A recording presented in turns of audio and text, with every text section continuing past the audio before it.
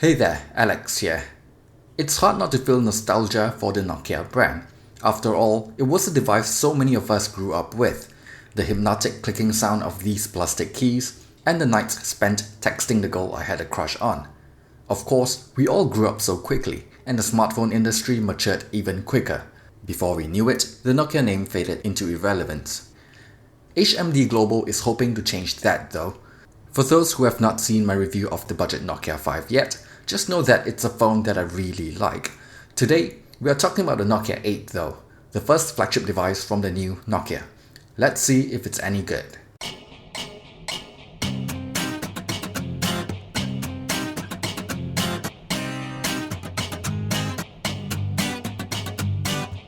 The Nokia 8's design can only be described as understated. It's a simple but solid slab of aluminum that curves into the side and into the display. If this sounds familiar, it's because the Nokia 5 has a pretty similar design. It definitely feels like a premium phone. The only thing that may be lacking a little is the IP54 rating, which is just splash resistance rather than the full-on water resistance like many other flagship devices these days.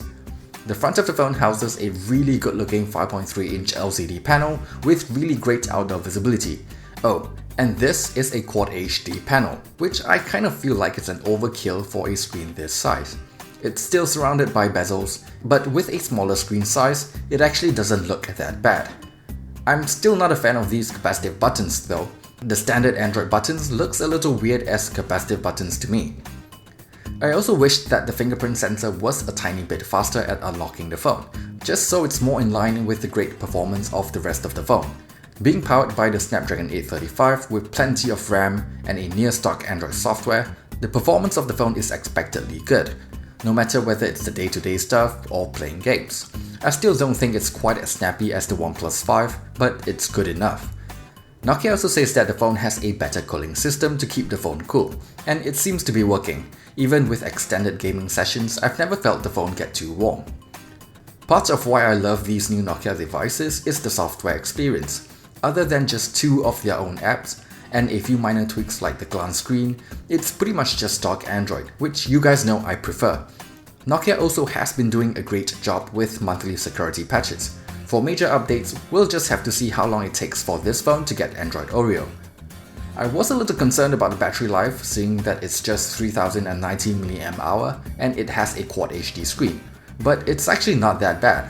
I was able to get close to 5 hours of screen on time, and that's with mostly mobile data. That's better than what I was expecting it to be, but of course, I definitely wouldn't mind a thicker phone in exchange for a bigger battery.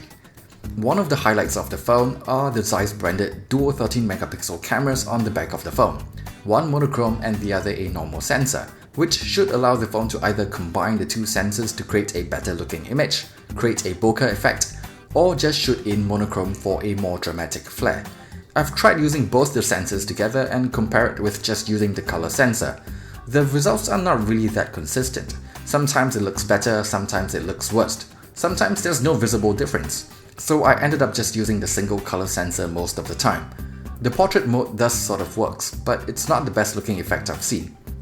What I really love though is just shooting in monochrome mode, which sounds crazy since you can also just do a grayscale filter, but it's just more fun for some reason. However, I don't think the results looks better than Huawei's implementation on the P10. We'll get to the image quality portion in a bit, because I'd like to talk about the video features too.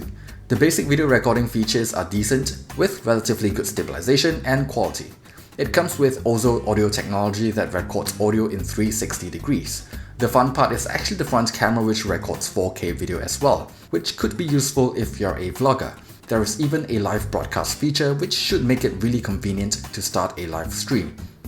Then for the image quality part, just to get the front camera out of the way, the 13-megapixel shooter produces decent looking results in both good lighting and in low light.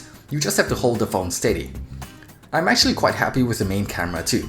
I was able to get some pretty good looking results most of the time.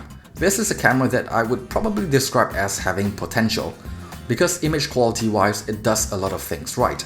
The image may seem a little softer, but that's probably because other manufacturers tend to sharpen their images quite a bit. Auto HDR is one area I wished was better too, since sometimes it doesn't kick in when I think it should. But really, the main problem is with the camera app, one of the two apps by Nokia on this phone. It's a slow and clunky interface and is sometimes just annoying to use. One time, while trying to switch to the front camera, the app even crashed. For a phone with a focus on camera capabilities, a subpar camera app is really not acceptable.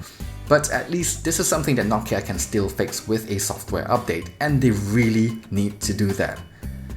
What we have here with the Nokia 8 is a mostly solid flagship phone that I think will appeal to Android purists.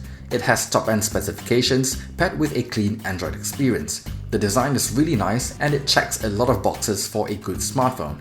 But the only problem is that this is a space that is getting really competitive, not just from other companies like OnePlus or Motorola, but also from Google themselves. So while the Nokia 8 is a pretty nice phone, they need to do more if they want to stay competitive in this market, or at least price their devices right. Thanks for watching my review of the Nokia 8. If you liked it, be sure to give me a thumbs up and subscribe to the channel. Thanks and see you guys on the next one.